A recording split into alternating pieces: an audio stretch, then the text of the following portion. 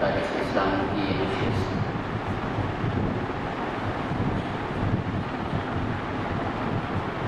انشاءاللہ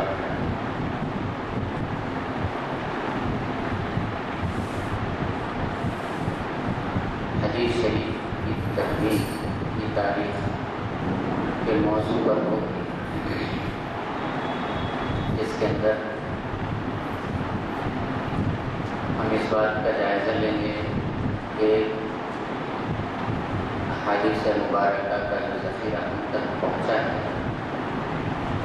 وہ تاریخ کے کن کن مراحل سے ہو کر کے آج ہمارے پاس کتابی شکل میں موجود ہے۔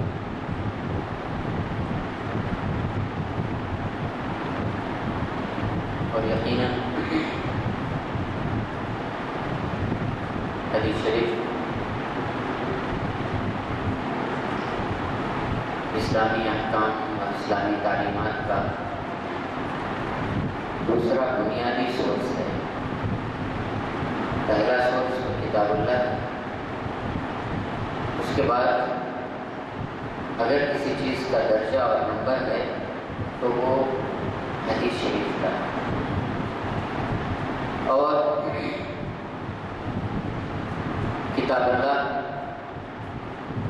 یعنی قرآن مجید کی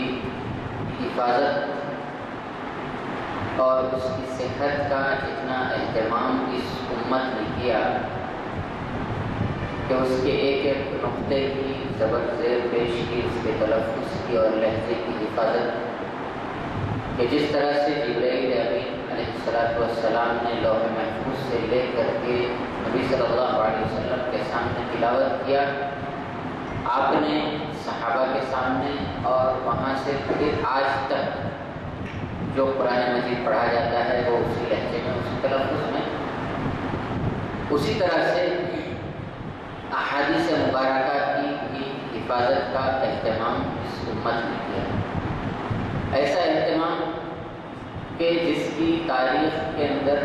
جس کی قوموں کی تاریخ کے اندر مثال ملنا مشکل ہے،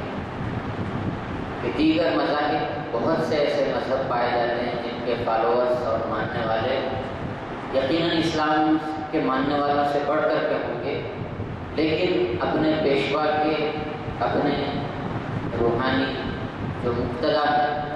اس کے الفاظ کو، ان کی تعلیمات کو اور ان کی ایک ایک حرکت کو ہمیشہ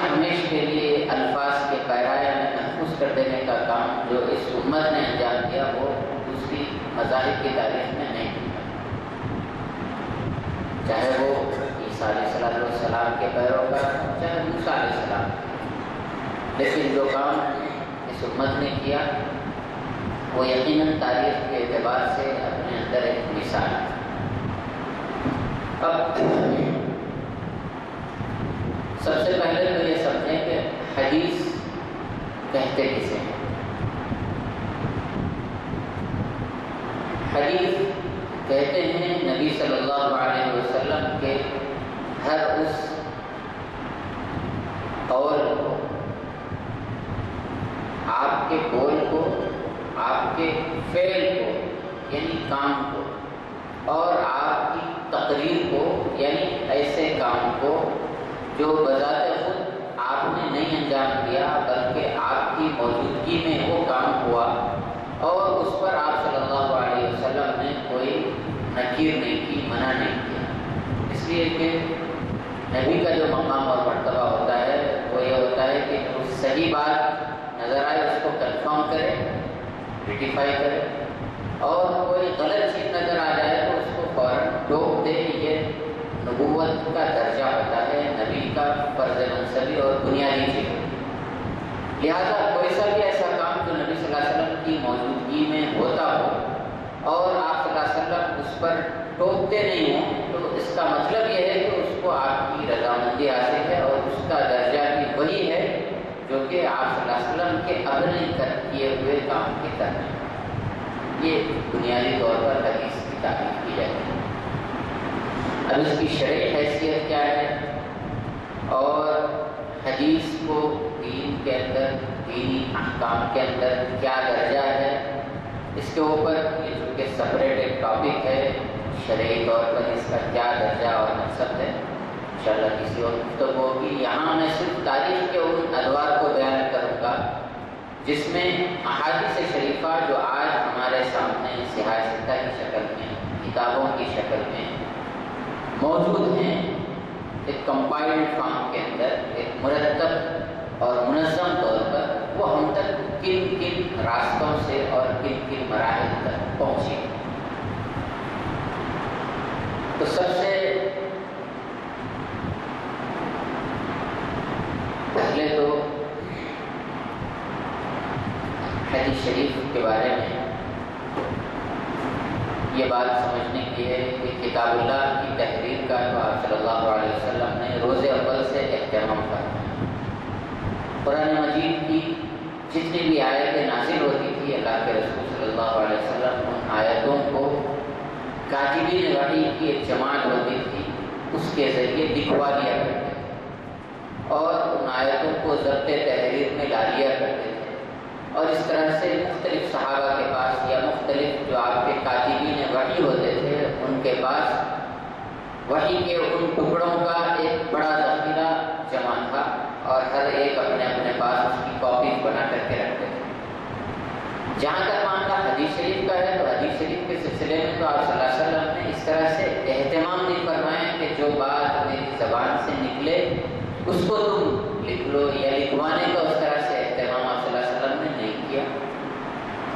اس کی بہت سی بنیادی وجوہات حدیثین نے، مورخین اسلام نے بیان کی ہیں، لیکن اتنا ضرور ہے کہ آپ صلی اللہ علیہ وسلم نے اس کی ہمت شکنی نہیں فرمائی، بلکہ بہت سی بعض روایات ایسی ہیں جس کے اندر بعض صحابہ نے ابتدائی دور میں اس کی ممانعت کی کہ میری طرف سے جو باتیں ہوں اس کو نہ لکھو بلکہ قرآن کریم کو لکھا کرو۔ لیکن بعد کے ادوار میں جب صحابہ کرام قرآن کریم کے مزاج سے، قرآن کریم کے الفاظ اور قرآن کریم کے اسلوب سے آشنا ہو گئے تو اس کے بعد آپ صلی اللہ علیہ وسلم نے اس سلسلے میں پھر روکا نہیں آپ نے، اور بلکہ بعض احادیث تو ایسی ہیں کہ بعض صحابہ نے شکایت کی کہ اللہ کے رسول صلی اللہ علیہ وسلم ہم آپ سے بہت سی باتیں سنتے ہیں لیکن ذہن میں محفوظ نہیں رہ پاتی، تو اللہ کے رسول صلی اللہ علیہ وسلم نے فرمایا کہ اپنے سیدھے ہاتھ سے مدد لے لیا کرو، یعنی اس کو لکھ لیا کرو، استعین بیمین کے الفاظ، کہ ان احادیث کو یا ان احکام کو اپنے ہاتھ سے لکھ لیا کرو۔ اب یہاں پر ایک چیز اور سمجھنے کی ہے کہ بنیادی طور پر حدیث کی ایک اور کیٹیگری بھی کی جا سکتی ہے جس کے لکھنے کا واضح ترین ثبوت وہ ہم کو تاریخ کے حوالے سے بھی، احادیث کے حوالے سے بھی ملتا ہے۔ وہ یہ ہے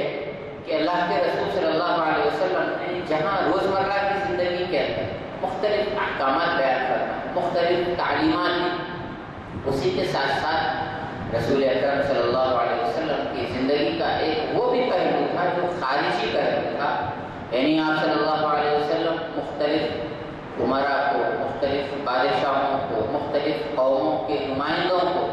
خطوط لکھا کرتے تھے، ان سے مکاتبت اور مراسلت ہوتی تھی، وہ فراہمی تحریر کیا کرتے تھے اور ان سے معاہدات کرتے تھے۔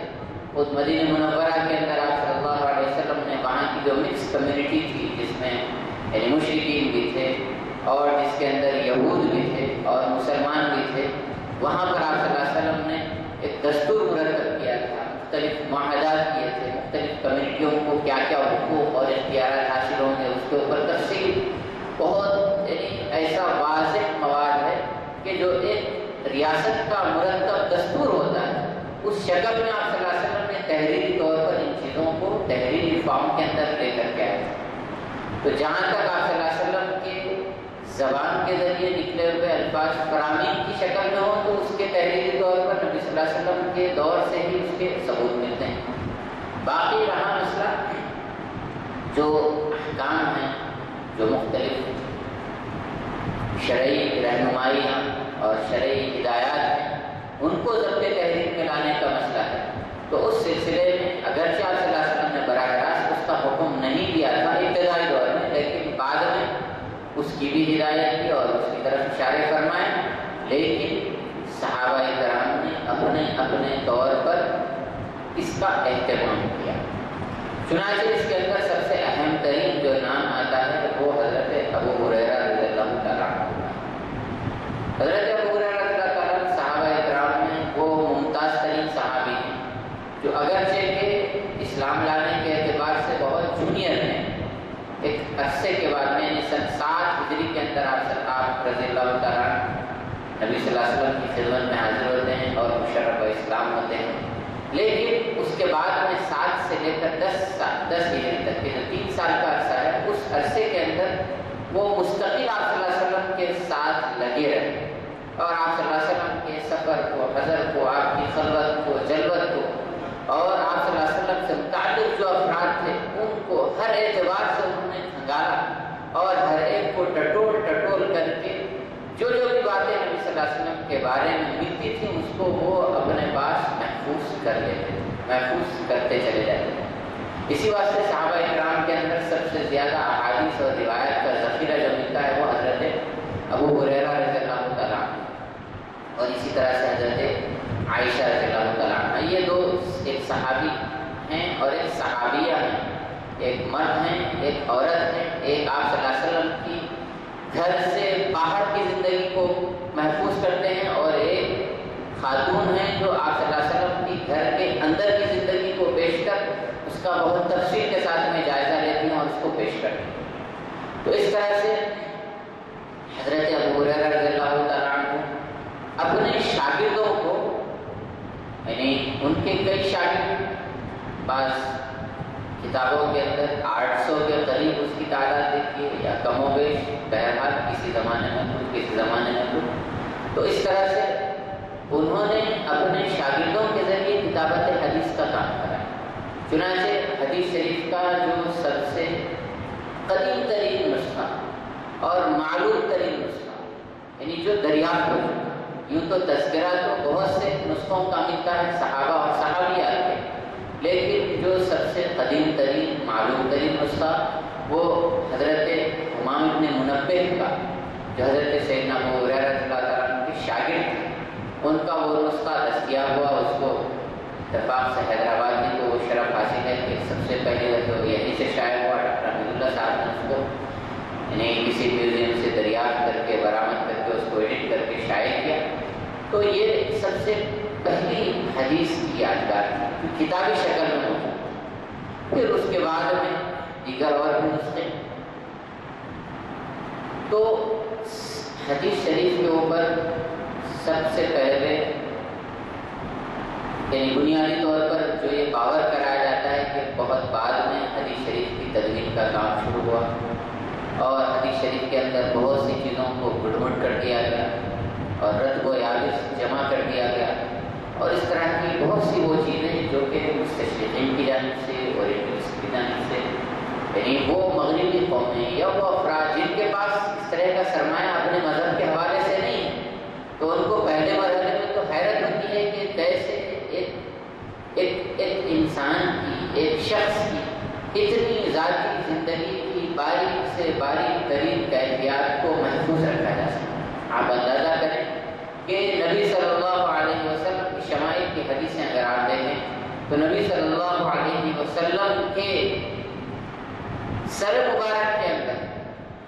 کتنے بال سفید ہوئے تھے وفات مبارک تک، اس کو تک شمار کیا ہے صحابہ اکرام نے۔ بتائیے کہ اس سے بڑھ کر کے یعنی بالوں کو شمار کرنے تک اگر کوئی یعنی یہ آخری ہوتی ہے، انتہا ہوتی ہے کسی چیز کی، عشق کی، لگن کی، وارفتگی کی اور باریک بینی کی آخری درجے کی تعلق، تو آپ صلی اللہ علیہ وسلم کی زندگی کی چھوٹی سے چھوٹی تفصیل کو تک اس امت نے نہیں چھوڑا، صحابہ اکرام کی اس جماعت نے نہیں چھوڑا اور رہتی دنیا تک کے لیے اس کو محفوظ کیا۔ تو حدیث شریف کی تدوین کا جو پہلا دور ہے وہ عہد نبوی سے شروع ہوتا ہے اور شروع ہو کر پہلی صدی ہجری کے اختتام تک وہ ہوتا ہے۔ بنیادی طور پر تدوین حدیث کے 3 ادوار ہیں۔ ایک دور وہ ہے جو عہد نبوی سے پہلی صدی ہجری کے اختتام تک، جس میں آپ صلی اللہ علیہ وسلم کے دور حیات میں بھی پھر صحابہ پھر اس کے بعد جلیل القدر تابعین کی جماعتیں تھیں، پھر اس کے بعد جو دوسرا دور شروع ہوتا ہے، اس دور میں وہ دور پہلی صدی کے اختتام سے لے کر دوسری صدی کے نصف تک، جس میں تابعین کی ایک بڑی جماعت جس نے احادیث مبارکہ کے ہر طرح کے ذخیرے کو جمع کرنے کا، اکٹھا کرنے کا کام کیا، اور پہلی صدی کے اندر جو کینوس دیا گیا تھا، جو ایک فریم دیا گیا تھا احادیث نبویہ کو جمع کرنے کے، جو بعض خطوط دیے گئے تھے، ان خطوط کو دوسرے دور کے اندر بہت بڑے پیمانے پر اس میں کام ہوا اور ان خطوط پر حدیث کو جمع کرنے کا کام ہوا۔ پھر اس کے بعد میں تیسرا جو مرحلہ آیا، اور وہ اس جمع شدہ بہت بڑے ذخیرے کے اندر سے جو صحیح حدیث ہے، جو سند کے اعتبار سے، جو صحت کے اعتبار سے، متن کے اعتبار سے، اور دیگر ایسے پروفارماز اور اتنے کرائٹیریاز اور کسی چیز کی تحقیق اور تنقید کا جو آخری معیار ہو سکتا ہے، کسی چیز کی صحت کو پرکھنے کا جو آخری درجہ ہو سکتا ہے، ان تمام فلٹرز کو بروئے کار لاتے ہوئے تیسرے دور کے اندر احادیث کی تدوین کا وہ کام انجام پایا جو آج ہمارے سامنے صحاح ستہ کی شکل میں حدیث شریف کی جو صحیح ترین 6 کتابیں ہیں اس کی شکل میں موجود ہے۔ تو گویا کہ احادیث شریفہ کا جو یہ ذخیرہ ہمارے سامنے آیا ہے وہ بنیادی طور پر 3 فلٹرز کے اندر ہو کر گیا۔ ایک تو دور نبوی کے اندر، دور صحابہ کے اندر، جس میں ذاتی طور پر اپنے ذاتی شغف اور لگن کے ساتھ ان صحابہ کرام نے یا ان کے شاگردوں نے احادیث کے ان ذخائر کو جمع کیا اور اپنی اپنی ڈائریوں کی شکل میں اس کو نوٹ کر کے اپنے پاس محفوظ کیا اور اپنے شاگردوں کو اس میں سے ڈکٹیٹ کرایا اور املا کروایا۔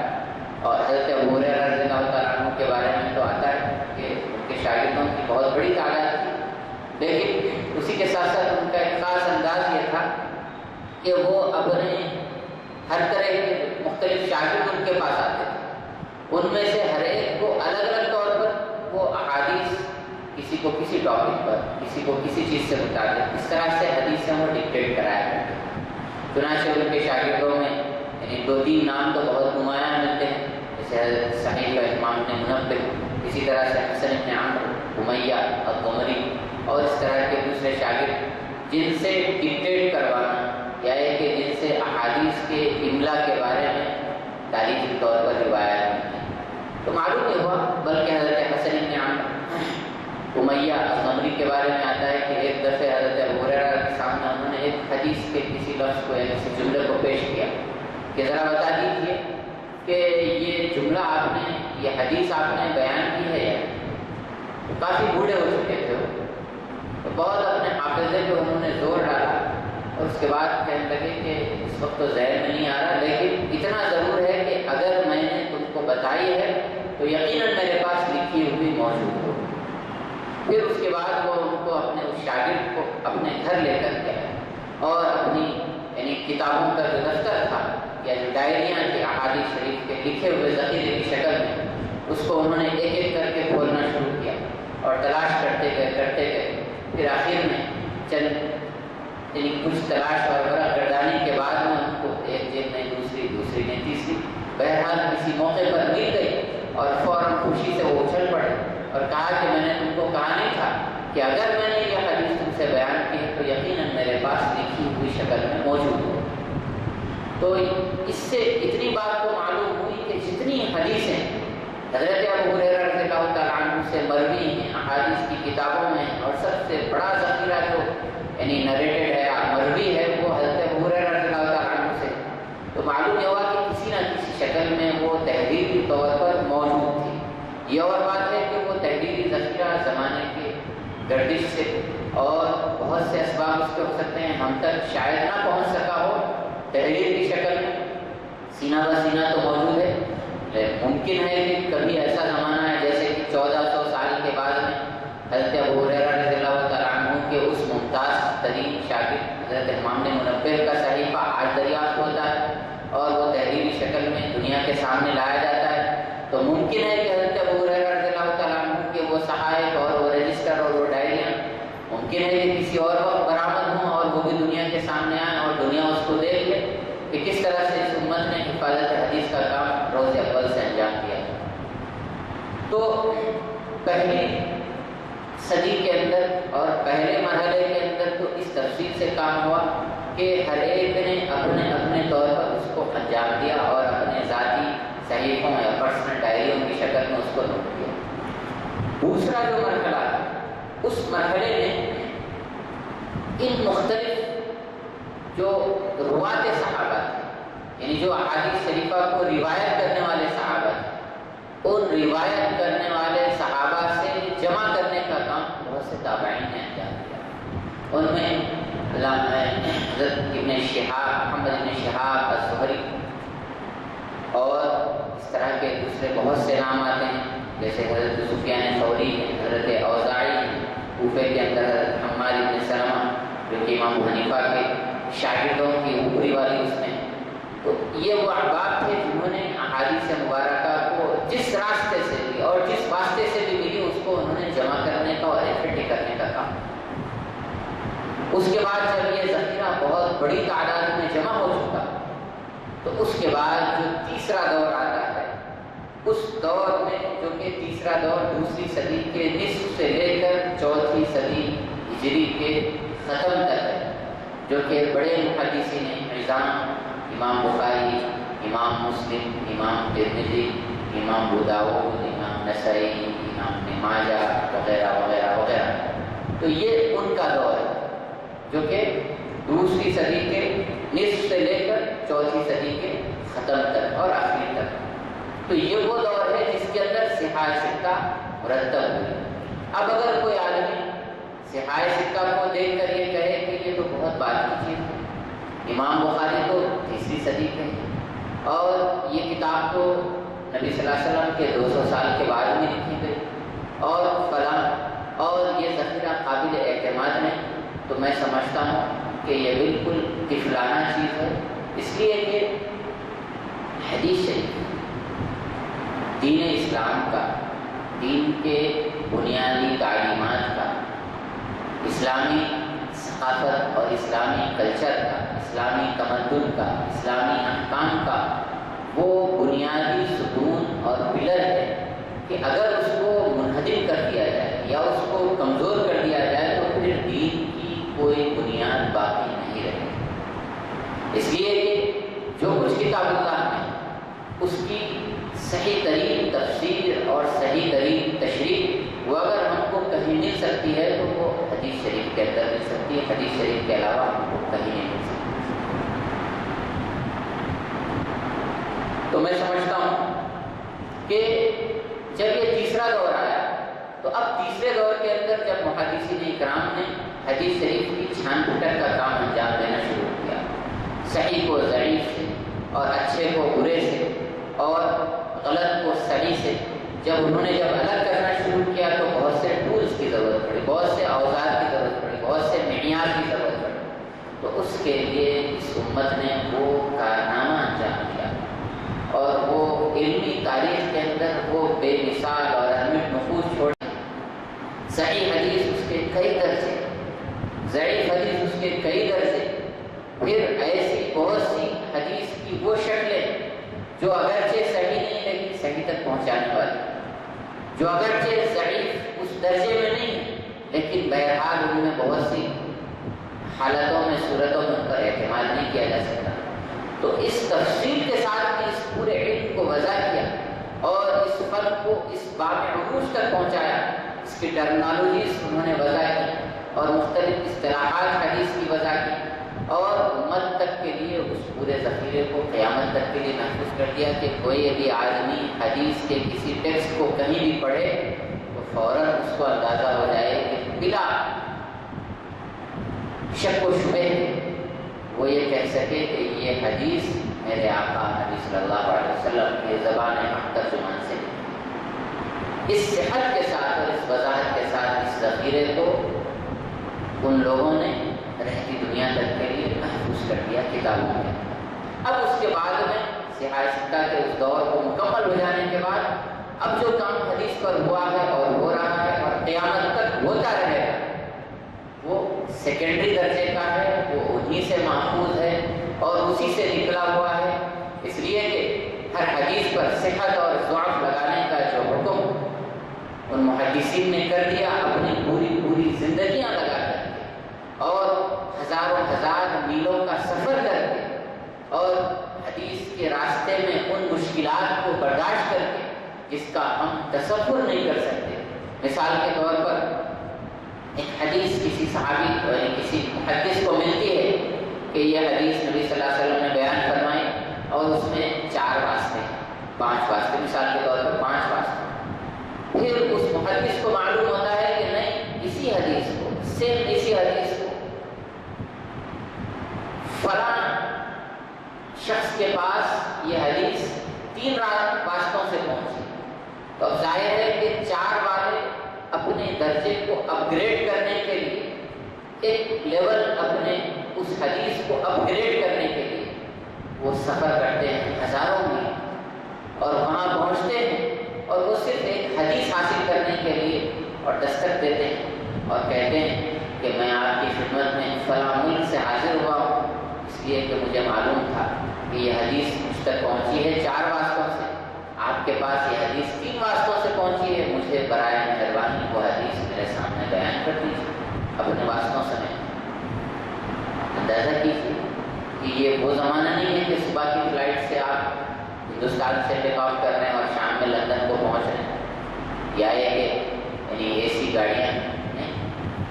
حدیث کے راستے میں ان محدثین کرام نے جو مشقتیں برداشت، جو مشکلیں برداشت، ہے اس واسطے کہ نبی صلی اللہ علیہ وسلم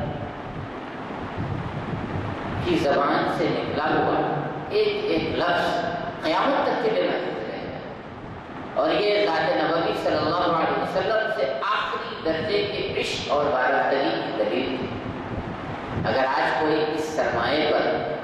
اس لیے کہ میں اس کی زیادہ وضاحت کے ساتھ بیان کر رہا ہوں کہ انکار حدیث کا فتنہ وقتاً فوقتاً امت میں اٹھتا رہا، شروع ہوئی سے امت کے اندر جتنے بھی گمراہ فرقے ہوئے ہیں، بنیادی طور پر ان کو انالائز کیا جائے تو